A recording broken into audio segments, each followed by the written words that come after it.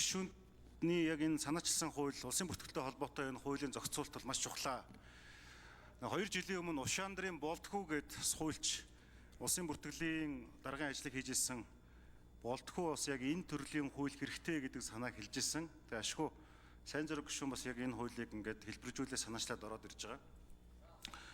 Эрнандо де Сото гэж одоо томоохон эдийн засагчийн Монголд ирэхдээ хэлсэн үг гэдэг. Ер нь бол энэ өмчийн бүртгэл бол яв цав тодорхой байж ээж тэр нь өөрөө шударгаар эдийн засгийн эргэлтэнд ордог байж ээж нийгмийн энэ өсөлтийг эдийн засгийн боломжуудыг авчирнаа гэж нэгдүгээр хэлсэн. Хоёрдугаар Нобелийн шагналт Амартья Сен гэж хүний одоо 1998 онд Нобелийн шагнал авсан гол одоо бүтээл дээр бол хөгжил гэдэг бол эрх чөлөө гэж байгаа. Тэгээ нэг бизнесийн эрх чөлөө, өмчлөх эрх чөлөө, эдийн засгийн харилцаа нь өөрөө ямар нэгэн одоо гэмт халдлага, хулгай, лойвер, залилангаас ангид байх тухай ойлголт.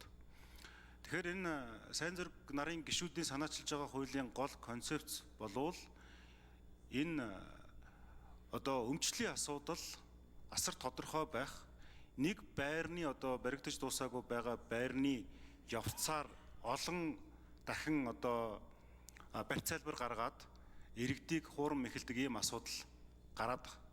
Яагаад энэ хууль явж байгаа гэхээр нэгдүгээрт бол залим мэхлэх, хуурам мэхлэх бусдыг одоо хүнд байдалд оруулах, хохирол учруулахаас энэ хууль гарснараа одоо урьдчилан сэргийлэх боломжтой.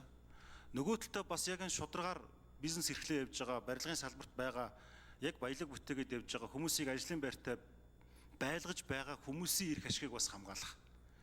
Нэг үхрийн ивэр дөрвөл 1000 үхрийн ивэр дөргөн гэж хэлдэг. Тэгээ нэг асуудал дээр лөөвөр гарлаа гэхэд бүхэлд нь тэр асуудлыг харлуулах юм асуудал гарчдаг учраас энийг бас нэг цэгцэлж авъя гэсэн. За тэгэхээр ер нь бол улсын хурлаар олон хуулиуд гарч байгаа. Ер нь хууль маш энгийн хүмүүст ойлгомжтой байх ёстой гэсэн зарчим байдаг. 1823 онд Томас Джефферсоны бичсэнээр хууль бол маш энгийн, логиктой, ойлгомжтойгоор нийгмийн харилцааг зохицуулж явах ёстой гэсэн байна. Тэр хуулийн төслийг санаачлагчаас асуух нь яагаад энэ хууль зайлшгүй энэ нийгэмд хэрэгтэй байгаа тухай, түүнээс ямар зохицуулалт нь гарцаагүй одоо хэрэгтэй байгаа тухай маш товчхоноор жирийн одоо иргэдэд ойлгомжтой байдлаар энэ төслийг товчхон танилцуулаач. Энэ хууль гарахгүй бол ямар алдагдсан боломж гэдэг шиг эрх зүйн зохицуулалт байсаар байгаа, тэр нь эргээд иргэдийг хохирох нөхцөл байдал байгаад байгаа гэдэг тодруулга хэлж өгөөч гэж хүссэн. За хууль санаачлагч сайн зориг гишүүн хариулъя. За Эрдэнэт гишүүнээс баярлалаа. Концепцийн маш одоо тодорхой та өөрөө баг барь суураараа хэлжлээ те. Тэгээ ерөн зүгээр энэ аливаа бүртгэлийн үн зөв байх гэдэг бол энэ одоо төрийн байгууламж Монгол улсын одоо бүх зүйлийг одоо төлөвлөхөөсөө эхлээд хэрэгжүүлэх энэ ажиллагаан дээр яг бодиттой шийдлүүд гаргана л гэсэн үг. Бүртгэлээ бид нэр бүх одоо аливаа салбаруудаар хийж чадахгүй бол иргэдийнхээ өмчийг хамгаалж чадахгүй. Эргээд одоо төрөөс үзүүлж байгаа дэмжлэг тусалцаанууд үзүүлж чадахгүй ч гэдэг юм уу. Маш олон зүйлүүд байгаа. Тэгэхээр энэ зүйлүүдтэй бол би санал нэг байна. Тэгээ гол агуулга бол мэдээж энэ өмчийн эрхийг одоо эзэмшигч буюу шудраг өмчлөгчийг бид нар ерөөсөө хамгаалъя л гэж байгаа. Энэ орон сууц захиалгын асуудлын цаана бол иргэдийн нөгөө анхдагч хэрэгцээ орон сууцтай болъё гэсэн хүсэл тэмүүлэл байж байгаа. Тэгээ энийг бол нөгөө хүмүүс чинь зүгээр нэг өнөөдрийн цалингийн мөнгө шүү байхгүй. Насаараа хөрөнгөлүүлсэн мөнгө. Аав ээжийнх нь үлдээсэн хэдэн заас. За эсвэл одоо өмнөх байр сав хашаа байшингаа зараад байрны урьдчилгаанд өгчөж байгаа. За эсвэл одоо нөхөр эхнэр нь ч гэдэм үү аль нэг гэр бүлийн гишүүн нь бас одоо гадаад улсад бас л энэ хүнд хүчээр хөдөлмөр хийгээд их оронлогоо илгээж байгаа ийм мөнгүүдийг л одоо үндсэндээ өгж энэ байрны захиалга өгж байртай болчихё л гэж энэ зүйл байгаа да. Энэ одоо хэрэгцээ шаардлага гэдэг юм уу? Энэ одоо хэрэгцээ бас нэг талдаа мэдлэг, ухамсар одоо тий багтай. За одоо бас нэг талдаа бас шууд гэрийг тулгаад санал болгочихж байгаа. За зурхгүй бол дараагийн хүн зурнаач гэдэг юм уу. Энэ одоо зүйлээс нь шалтгаалаад бас одоо их боломжгүй тааруухан гэрээнүүдийг жишээ нь иргэд бол хийчихэд байгаа маа. Инээс бид нар бас урьдчилан сэргийлье гэдэг байдлаар энэ орж ирж байгаа. Өнөөдөр бол одоо иргэд бол нэг 3 байдлаар ерөнхийдөө хохироод байна. Орон сууцтай болох асуудал дээр. Анханасаа яг залхиж байгаа хүмүүсүүдийн арга мэхэнд орчиж байна. Тэнд угаасаа газрын зөвшөөрөлж байхгүй хоосон бичих баримт макет үзүүлчихэж байгаа.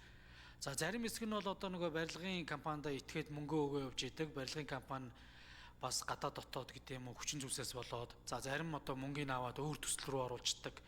Ийм зүйлээсээ богоод ингээд хугацаанд ордгоо ингээд саадж байгаа зүйл байхад.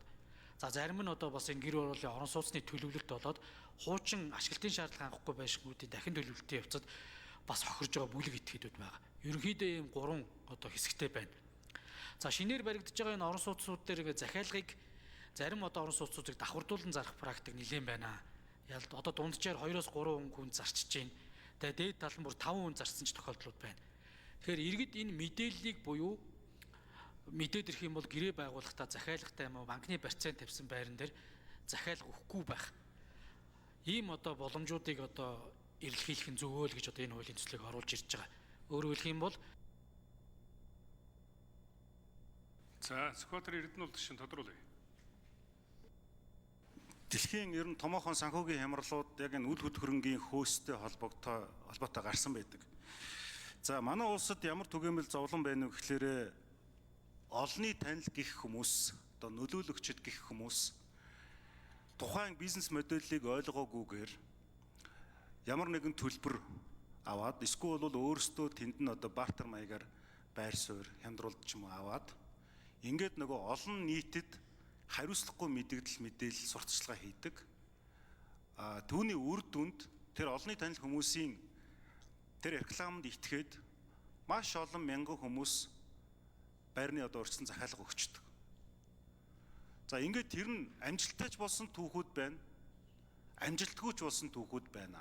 Өнөөдөр бол хэдэн мянган хүн энэ одоо хэргийн, залингийн хохирогч болцсон. Одоо миний мэдж байгаагаар хамгийн олон нарны хүү сарны охин гэж байж байгаа. Тэр энэ хууль батлагдсанараа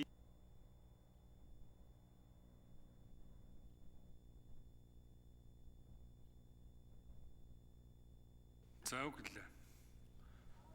За Удсрангийн